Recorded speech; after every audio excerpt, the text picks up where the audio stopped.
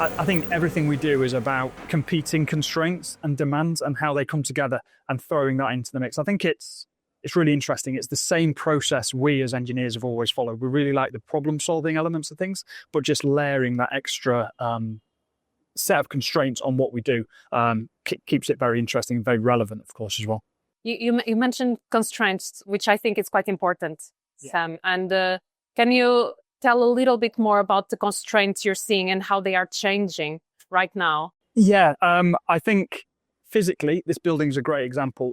We did the pre-purchase work with Lazari, so we're involved right at the very beginning. And you look around, you can't know everything on day one. It's a constant learning. And I think how you balance what you learn, how you balance the risk. We spend a lot of time talking about risk profile and how things are managed and taking clients on that journey with us. It's something we've learned so many things of at Battersea, all the clients we're working with now. So physically, how you deal with things when you get the design process and onto site is really important. I think the other part of the question is the sort of wider backdrop, what we're doing with those clients very early on, and then similarly the planning process and how that changing legislation, the response to the climate emergency, all of those things are really important. And of course, you yourself know about all those pre-purchase appraisals that you spent a lot of time doing. So I think that's something quite unique. We would leave almost here as a bit of a teaser to know more about this building, and probably by the engineering leads that are working directly day to day on it. But I would say this is an incredibly complex site. This used to be the home to a much loved department store that was Fenwick.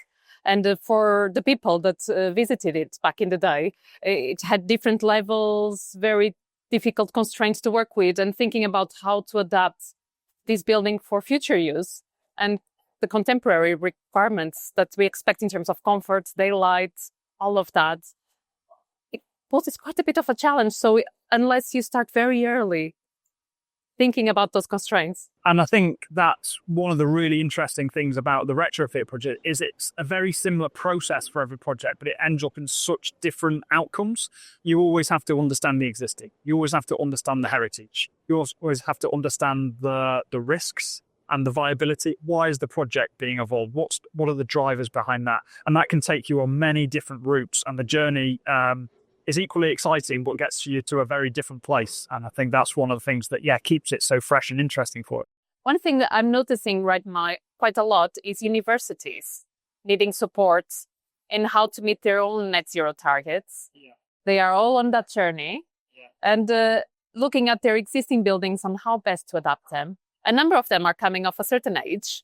It's quite interesting to see that now modernist buildings are quite, they're reaching that time, most of them with concrete in their facade and envelope and really needing an intervention. So you see some trends coming in terms of the type of buildings we'll be working in the next 5-10 years. Yeah, absolutely. Yeah, we're in an 1880s building now, but both of us are working on 60s, 70s, 80s, even 90s buildings. I think we'll get to that point in our careers where we're refurbishing our own buildings. Our own buildings, which can be quite scary. It's touching on contemporary buildings and the need to adapt them. One of the projects that we've been working on that I always found fascinating is the retrofit of City Tower in Canary Wharf.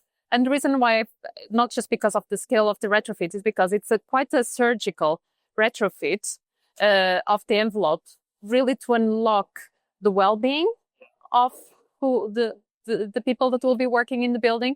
And one of the reasons I find it fascinating is that this brief was set pre-pandemic, which right now feels like, yes, well-being, let's adapt the offices to make them better, have natural ventilation, green spaces. But to think about the project that had that brief more than 5 years ago and is now coming again to completion and we'll see the benefits. I like working with clients that are visionary, that, lead the way and then reap the benefits of doing that. That reminds me of a couple of points. Working with clients that we enjoy working with is so important. One thing I love about Buro Happold is there's always someone you can pick the phone up to. There's always an expert. I was on a call earlier this week with some of our guys in California, and some of the guys that worked on the book tower in Detroit. A fantastic, amazing project. And getting that learning into what we're doing on a day-to-day basis, calling on that Buro Happold network, if you like, is fantastic. You're always connected. Yeah. And then I also think externally, like we're very happy to go externally. We've got some amazing links with universities, Cambridge, Bath, UCL, Imperial, and being able to sort of be at the forefront of what they're doing and feed that into us on a day-to-day basis, as well as some of the other initiatives. We have all of these exciting projects going on with the industry to help push. We can't do it on our own as individuals. We can't do it on our own as Buro Happold. And having that wider network out there is what makes another thing that makes it so interesting and exciting. A big change in the previous years I've seen is the change and the evolution on the type of buildings we retrofit. In the beginning of my career, I would work mostly with heritage buildings, and then the type of buildings, their age, but also the use of those buildings. We evolved from retrofitting, cultural spaces to schools to residential offices. We're now even retrofitting stadia, which is quite interesting because they're massive infrastructure that, have a lot of materials, as you mentioned, invested in them. We shouldn't just simply knock down and build new unless there is a very strong reason to do so. And the fact that we see that happening now is quite exciting. I'm happy about it. In terms of the future, I mentioned we are seeing a lot of change right now. And I can see that in the next 1 to 3 years, the way we operate in the industry will continue to change. The requirements from councils and planning departments will continue to evolve. We probably are in one of the most evolved councils right now. And I would say that all over the country, some of these requirements will be adopted.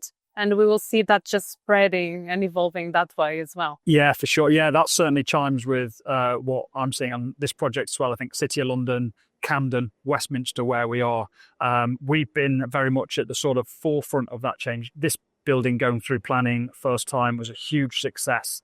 And we've now sort of set the tone, if you like, and the rules, and it's much more a process and how future buildings will respond to that. I think we talk about it in our structures team that 10 years ago, we didn't really know what a pre-application meeting was. We weren't involved in the same way. And now we're front and center talking about embodied carbon. It's such an important part of the conversation, and being at the forefront of that is, really exciting. I think it's quite exciting for a new generation of engineers that might have their core specialism in structures, MEP, sustainability. But all of us, we're feeling a little bit like sustainability engineers at the moment because we had to upskill quite quickly. And I think we all will feel a little bit like retrofit experts as well, because we are having to upskill quite quickly. And so I think that's exciting for the new engineers coming to the profession. Going through my education, it was about sort of the form and the history, particularly of Buro Happold, where we'd come from. And now it's about designing really, really complicated structures that are super simple to build. Like, all the thinking goes on making it as simple as you possibly can, both in design, construction, and embodied carbon. It's such a key part of that. I think it's super important. It could be for the retrofits we're doing right now, thinking about how do we retrofit in 30 years again when they need to adapt once again as a build. But even any new building we're building right now, how do we already design for disassembly and the changes that we'll need to have during the life of the building? And I think that the point you made about the multi-dis and being exposed to everything, certainly within our team, everyone's got that sustainable background. They're counting the carbon. And I think to have that authentic leadership in the space, you can't have separate siloed teams. You've got to have the key individuals, the best athlete for the project, and to go and do that. And they've got to have the knowledge there. And of course, they've got a team to draw upon, but they've got to have that space. But what I feel is that retrofit and sustainability really brings the best and the motivation out of engineers. And you see that in the way that everyone is engaging, not just in the projects, but with the industry to help drive guidance. With academia. And I guess that links into what we were saying before. We get excited about these buildings, and now everyone else is sort of getting the message and moving on board. We just noticed it. It's probably sooner, but it's exciting. I would leave as a teaser probably that what we're seeing behind us, these facades, when we come in a few months, they will not be in the same place. So there's a lot of excitement, particularly for the teams working on the project. It's such a fascinating part of what we do. You see a building evolve, all of this, it'll be so different. Exactly as you say, facades will be jacked, will be in different floor posts. So yeah, we'll have to come back and have this conversation again in a few months' time. We'll definitely need to support the teams working on it, because it will be an intense moment for them when things are moving. But it's the excitement that comes with the job. And I think it's absolutely amazing to see the transformation of a site like this that has lots of constraints, but also a lot of potential, and unlocking all of those